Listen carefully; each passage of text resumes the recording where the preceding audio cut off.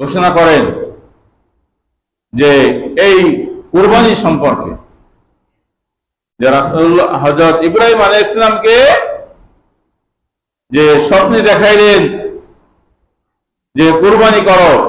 হযরত ইব্রাহিম আলাইহিস সালাম যখন দেখার পরে 100 উট কুরবানি করে ফেললেন, এরপরেও আবার স্বপ্নে দেখাইলেন যে কুরবানি করো। এভাবে বলা হইল যে তোমার সবচেয়ে প্রিয় বস্তুকে কুরবানি করো।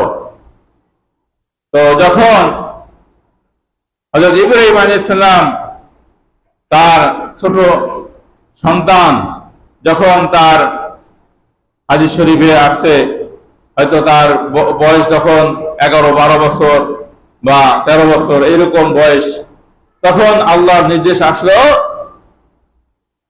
কুরবানি করা। তো ইব্রাহিম আলাইহিস সালাম চিন্তা করলেন সবচেয়ে আমার প্রিয় বস্তু হচ্ছে কি, আমার সন্তান। তখন মনে করলো তাকেই কুরবানি করার জন্য।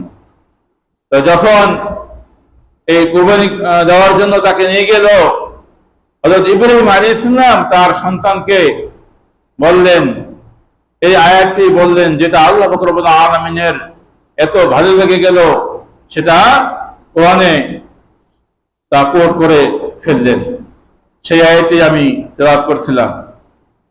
ইব্রাহিম আলাইহিস সালাম তার সন্তানকে বলেন, قال يا بني إني أرى في المنام أني أذبحك فانظر ماذا ترى قال يا أبت افعل ما تؤمر ستجدني إن شاء الله من الصابرين سبحان الله।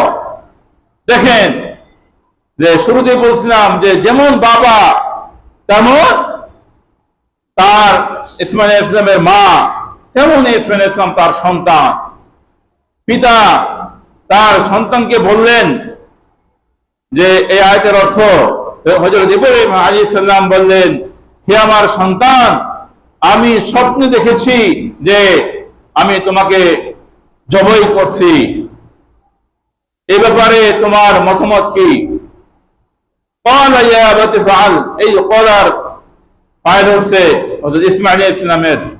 قال يا أبت افعل, সন্তান বললেন, ইসমাঈল আলাইহিস সালাম বললেন, হে আমার পিতা, আপনি যা দেখেছেন তা বাস্তবায়ন করুন।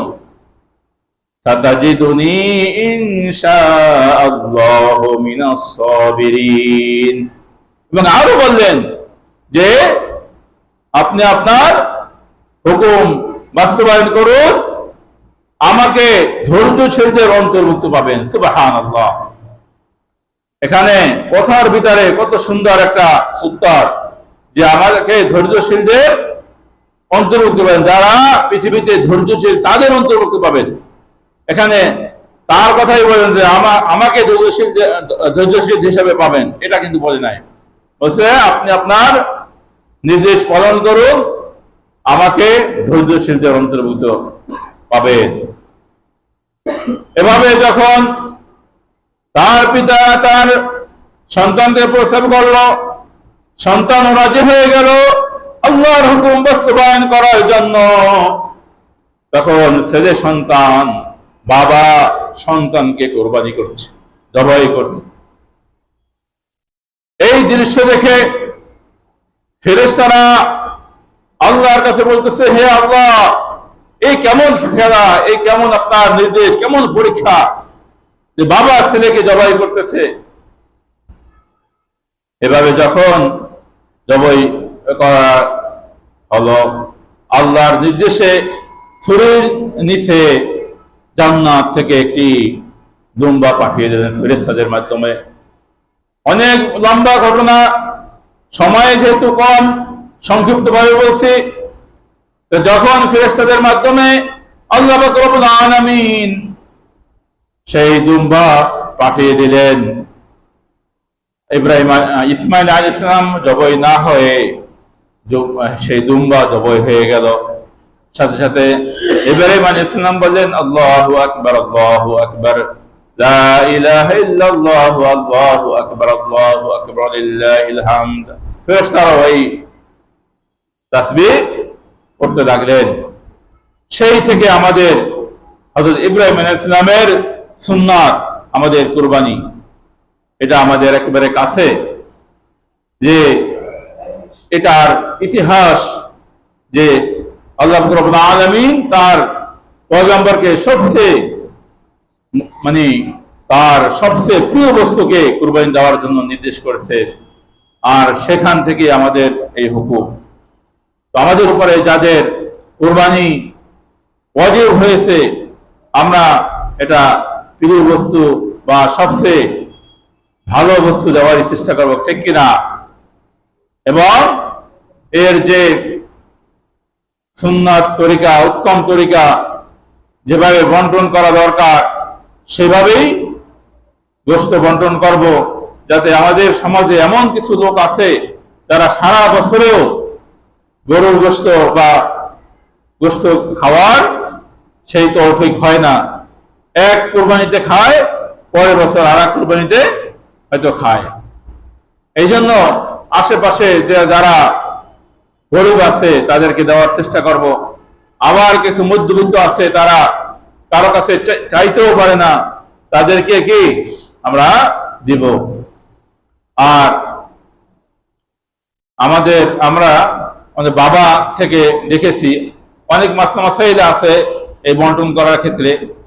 তো আমার বাবাকে দেখতাম যে এইভাবে বন্টন করত, যে একটা ভাগ নিজের, একটা ভাগ আত্মীয় স্বজনের, আর একটা ভাগ ভাগা কি গরিবদের। আমরাও এইভাবে বন্টন করে আসছি। কিন্তু আমি এই জন্য বললাম, আমার বাবার কথা বললাম এই জন্য, হয়তো কেউ এটা মনে করবে না যে কোরআন হাদিসের কথা তো রাইখে আপনি বাবার কথা কেন বললেন। এটাও একটা হাদিস অনুযায়ী একটা তরিকা, একটা বন্টনের একটা নিয়ম, কিন্তু আরো অন্যান্য নিয়মও আছে। কিন্তু আমরা এইটা যদি এই 3 ভাগ করে এটা যদি আমরা পালন করি, তাহলে দেখা যাচ্ছে ওই মেয়ের জামাই বাড়ি আর রান যাবে না। যাবে?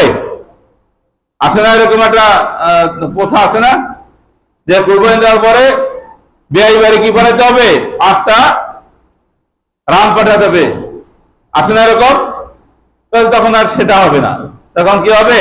সব বন্টন করে 3 ভাগ করে, 1 ভাগ নিজের জন্য, 1 ভাগ আত্মীয় স্বজনের জন্য, আর 1 ভাগ কি গরিবদের জন্য।